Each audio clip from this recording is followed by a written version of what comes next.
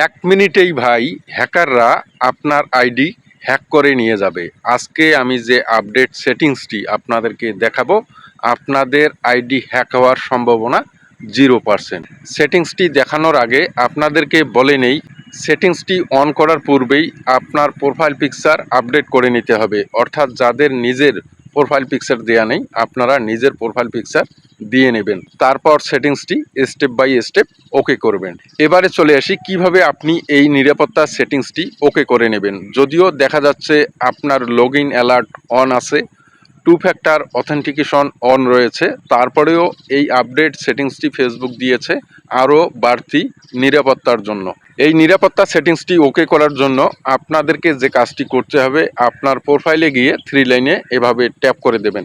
Tap করার পর এখান থেকে নিচের দিকে আপনারা সেটিংস অ্যান্ড প্রাইভেসি এখানে একটি ট্যাপ করে দেবেন।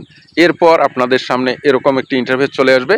এখান থেকে আপনারা উপরে দেখতে পাচ্ছেন সেটিংস, এখানে একটি ট্যাপ করে দেবেন। ট্যাপ করার পর আপনাদের সামনে আবারও এরকম একটি ইন্টারফেস চলে আসবে। এখানে উপরের দিকে অ্যাকাউন্ট সেন্টার এই অপশনটিতে একটি ট্যাপ করে দেবেন।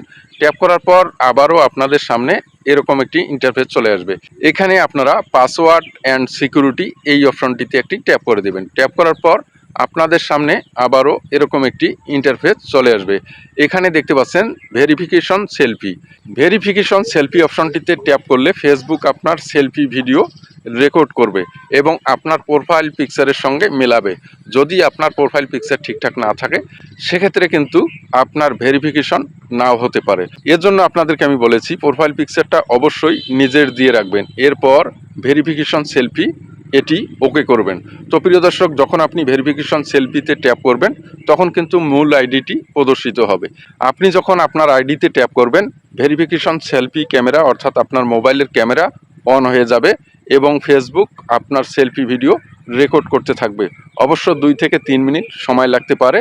আপনাদেরকে অবশ্যই পর্যাপ্ত আলো এবং মুখে যদি আপনার চশমা, টুপি কিংবা মাস্ক থাকে, এগুলো আপনারা সরিয়ে ফেলবেন।